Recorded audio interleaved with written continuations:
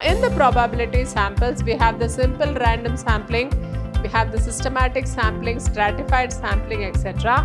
And in non-probability also, we have various types of samples. So convert the confidence level into a Z-score. So this table shows that Z-scores for the most common confidence levels. So if you can send reminders to the survey participants, then you can have a very good survey.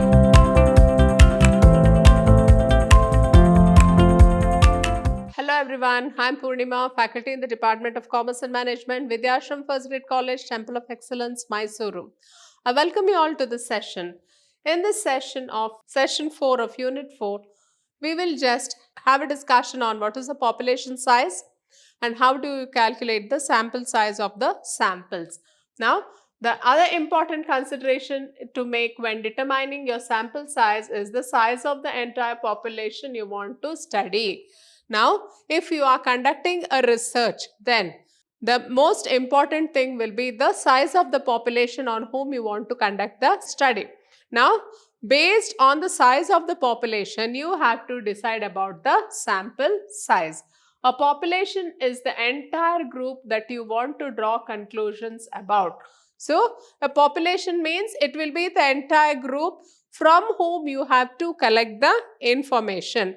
And from this population, if the population is very large, suppose it is running into lakhs of people, then it will be more beneficial if the researcher will have a sample of that population. So, it is from the population that a sample is selected using probability or non-probability samples. So, based on the sampling techniques, whatever we are using, where we can use the probability samplings or the non-probability samples. Now, in the probability samples, we have the simple random sampling, we have the systematic sampling, stratified sampling, etc. And in non-probability also, we have various types of samples.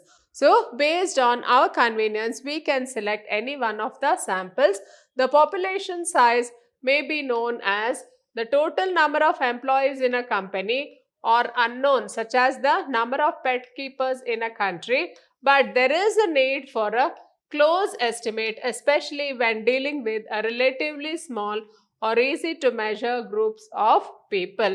So, this population size becomes very, very important. So, depending on the area of the research, we have to first identify who is our population.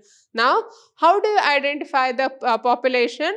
It depends on the type of research you are doing. Suppose you are conducting a research on the college students, habits, their leisure, how do they spend the time in leisure, etc.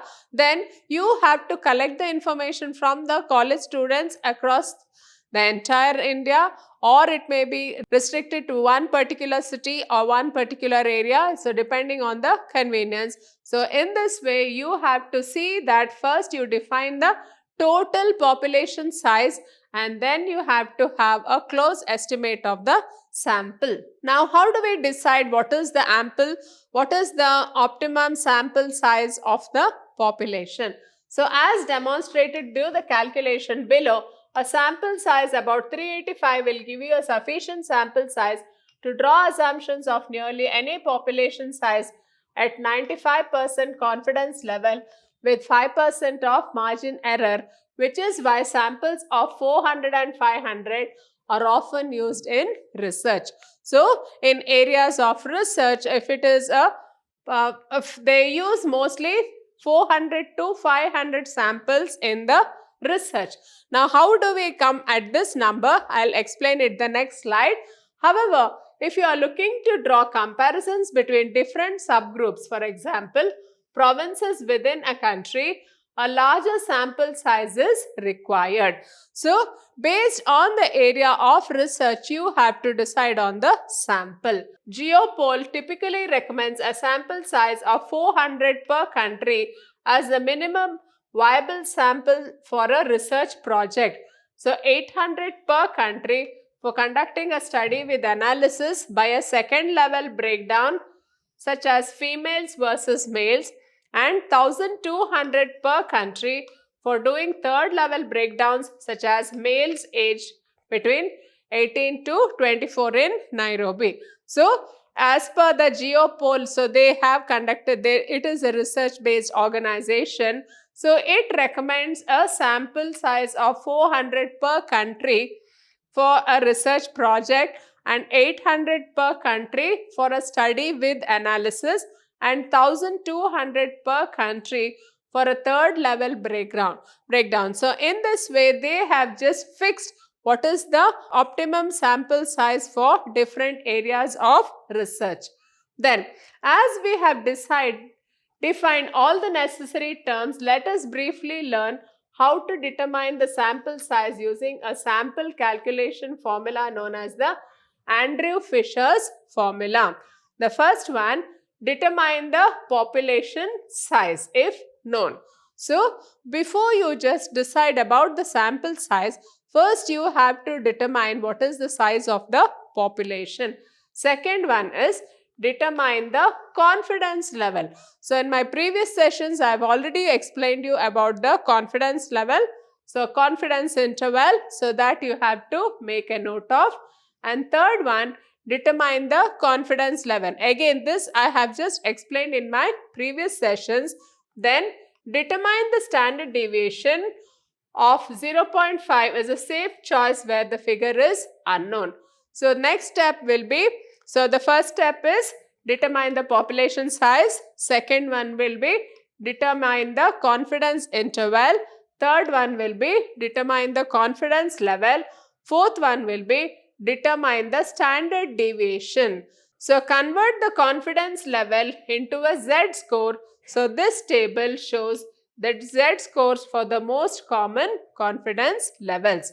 So, now whatever is the confidence level, you have to convert into a Z-score. Then once you convert into a Z-score, then you will be able to determine the sample size of the population. Now, we have the confidence level here. Suppose the confidence level is 80%, the Z-score is calculated as 1.28. So, the confidence level is 85%, the Z-score will be calculated as 1.44. For 90%, it is 1.65, 95%, 1.96, 99%, it is 2.58. Now, this Z-scores have already been calculated. So, based on these Z-scores, we will be able to calculate the sample size. Now, put these figures into the sample size formula to get your sample. Now, the sample size equals Z-score caret 2 into standard deviation into 1 minus standard deviation divided by confidence interval caret 2. So, this symbolizes the powers of this number.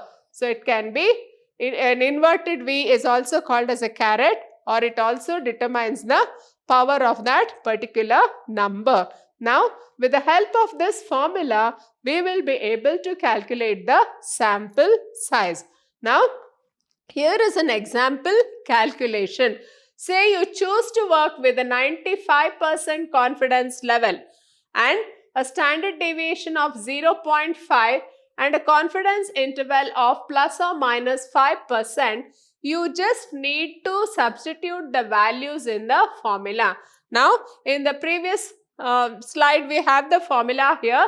So, Z-score that is caret 2 into standard deviation into 1 minus standard deviation divided by confidence level, then caret 2. So, in this, you substitute all the values, then you get this answer. So, if you can convert this 95% confidence level, so I get the Z-score as 1.96 whole square into 0.5, that is the standard deviation of 0.5 into 0.5 divided by 0.5 the whole square.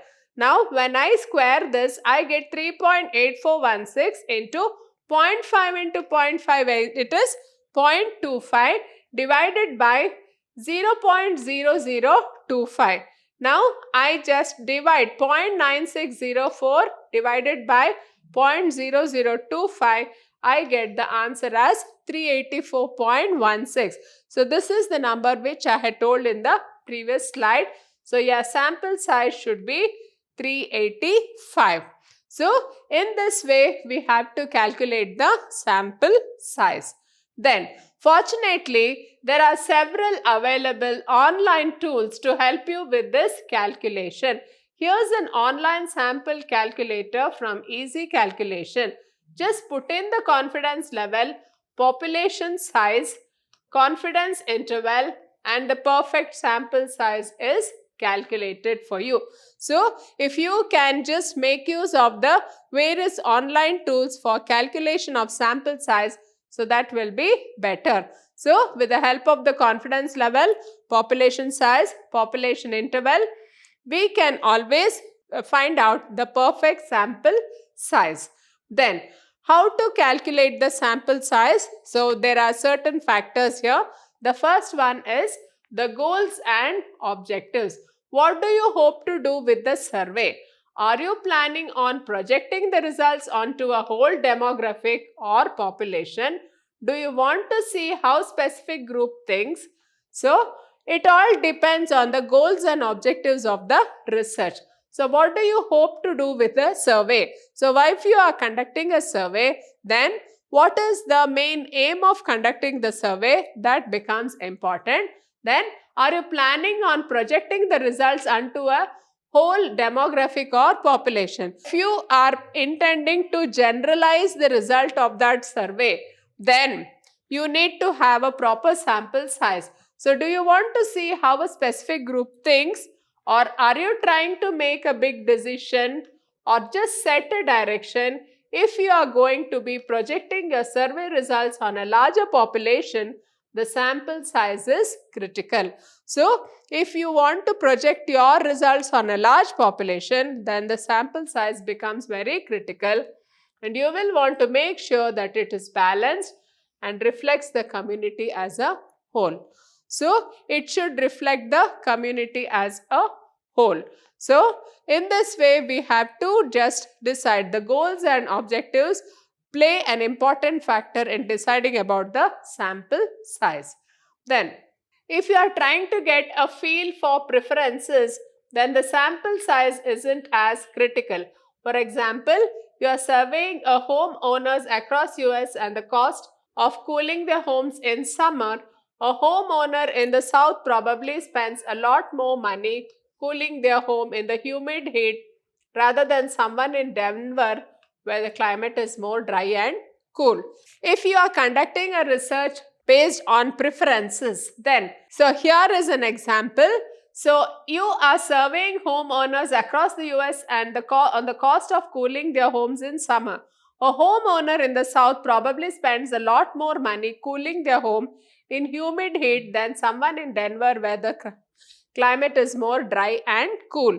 So, if you are just surveying somebody who is already in a very hot place, then he will be spending more than a person who is residing in Denver where the climate is more dry and cool.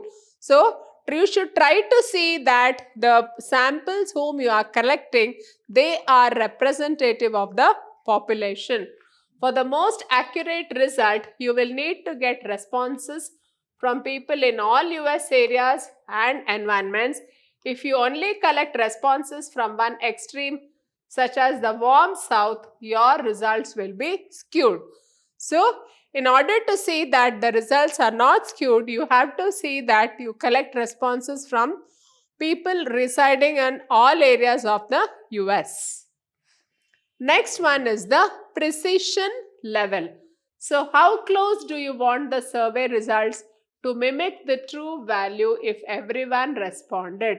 Again, if this survey will determine how you are going to spend millions of dollars, then your sample size determination should be exact. So, if your sample size, if you are spending lot of money on the research, and based on that research, if you are undertaking a business proposition, then it will be very, very accurate if you can just decide what is the correct size of the sample and then go ahead with the business decision. So if the sample size is not exact, then your business decisions may go wrong. The more accurate you need to be, the larger sample you are going to want to have, and the more your sample will have to represent the overall population. So the larger sample you are going to want to have. So if you want to have more accurate results from your research, then it will be best for you to have a larger sample. So the more representation of the sample, the more accurate the results will be. If your population is small, say 200 people, you may want to survey the entire population rather than cut it down with a sample. But suppose the population is only 200, then it will be better to have a survey type of a information collection rather than to have a sample. So it will be easy for us to just go and collect the information from 200 people rather than cutting it down to 20, and then you are inferring something from that 20 sample. So it will be better for the researcher to have a survey of the entire population in order to get the result. Then the next one is confidence level. Think of confidence from the perspective of risk. How much risk are you willing to take on? This is where your confidence interval numbers become important. How confident do you want to be? 98% confident, 95% confident. So understand that the confidence percentage you choose has a big impact on the number of completions you will need for accuracy. This can increase the survey's length and how many responses you need, which means increased cost to your survey. So you have to first decide on the confidence level. Suppose you want to have a confidence of 98%, then what is the sample size you need? And if you are having a 95% confidence interval, then what is the sample size you need? So based on the confidence percentage, you choose a the confidence percentage will have a big impact on the sample size and you will need for accuracy. So this can increase the survey's length and how many responses you need. So the higher the confidence interval, the higher will be the sample size. So you will need to have more number of samples in order to get accurate results. Knowing the actual numbers and amounts behind percentages can help make more sense of your sample needs versus survey cost. For example, you want to be 99% confident. After using the sample size determination formula, you find you need to collect an additional 1,000 respondents. This in turn means you will be paying for samples or keeping your survey running for an extra week or two. You have to determine if the increased accuracy is more important than the cost. Now, when you are deciding about the sample size and then you feel that you want to have a confidence interval of 99%, then you have decided that you want to have a confidence interval of 99%. Then you just substitute it in the formula for sample size, and then after you have the calculations, you feel that you need an additional 1,000 respondents to complete the sample. Then this in turn, suppose you have to conduct interview of 1,000 people, then it means that you will be paying for samples or keeping your survey running for an extra week or two. So in order to collect information from 1,000 extra respondents, you may have to have your collection of information for the next 2 weeks. So, or you have to determine if the accuracy is more important than the cost. Now, when you are faced with such a dilemma, whether you have to just extend the survey or whether you have to think about the cost, then you have to decide which is more important, whether the cost of the survey is important or accuracy of the survey is important. So based on which is important, you decide about the sample. Population variability. What variability exists in your population? In other words, how similar or different is the population? So the sample size will also depend on the population variability. If you are surveying consumers on a broad type, you may have lots of variations. You will need a larger sample to get the most accurate picture of the population. So, if you are surveying a population with similar characteristics, your variability will be less and you can sample fewer people. So, more variability equals more sample, less variability equals less sample. If you are not sure, you can start with 50% variability. So, population variability also plays an important role in deciding the sample size of the research. Then, the next one is the response rate. So, in this response rate, you want everyone to respond to your survey. Unfortunately, every survey comes with targeted respondents who either never open the study or drop out halfway. Your response rate will depend on how you engaged your population is with your product, service or organization or brand. The higher the response rate, the higher the level of engagement from your population. So, your base sample is the number of responses you must get for a successful survey. So, the response rate also becomes very, very important. So, how many people you are from, how many people you are collecting the response, so that becomes important, and based on that, so how do they respond? The response rate will also depend on how engaged your population is with your product. So, if the product is very good and people want to just involve with it, then they will always open the sample and put the response. But then, if they are not engaged with the service, organization or brand, they don't respond. So, that becomes the higher the level of engagement from the population, higher will be the sample size. Then, consider your audience. So, in addition to the variability within your population, you need to make sure your sample doesn't include people who won't benefit from the results.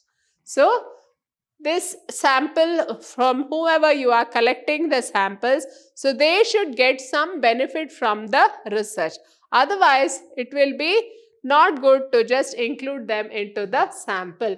So, one of the biggest mistakes you can make in sample size determination is forgetting to consider your actual audience.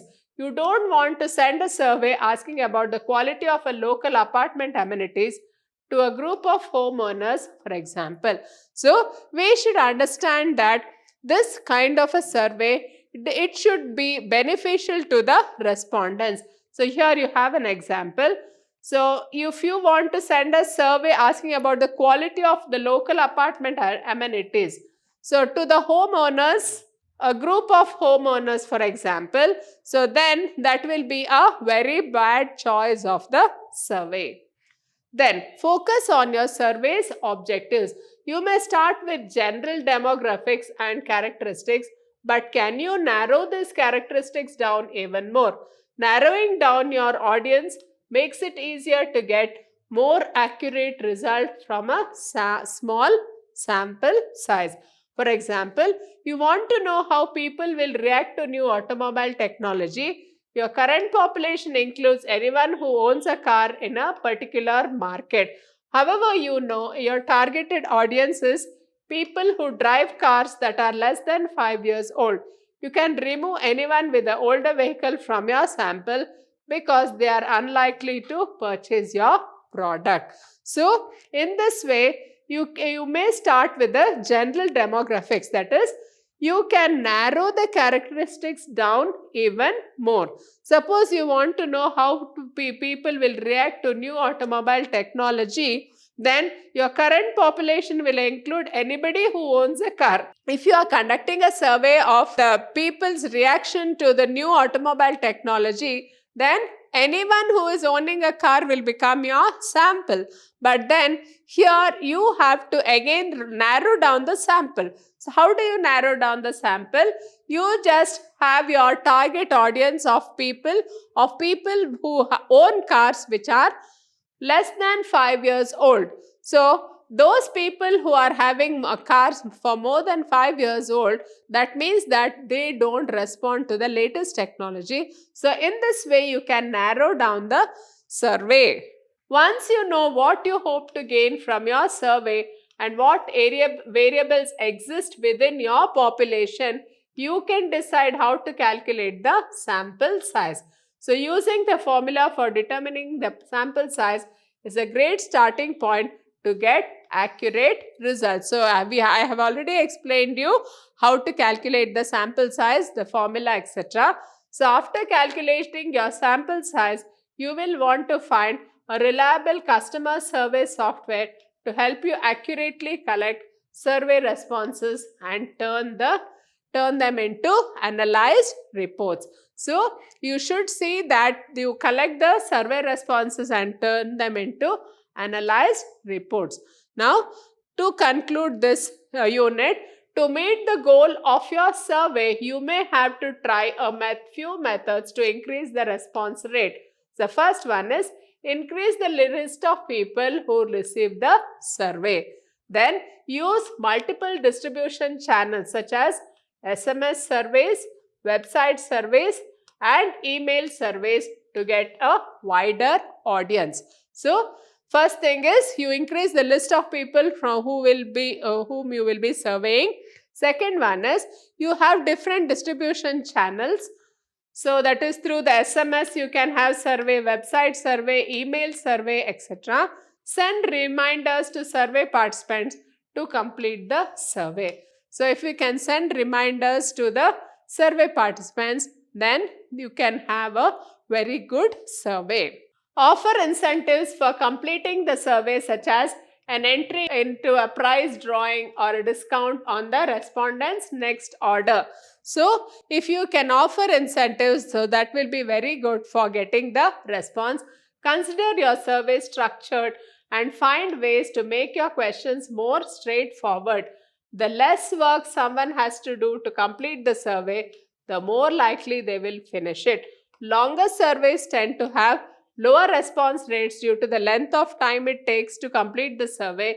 So in this case, you can reduce the number of questions in your survey to increase the responses. So try to see that the surveys, whatever the questions, the number of questions you have, that is reduced so that you will have more and more responses. With this, we come to the end of this session. Hope you have all followed it. Thank you.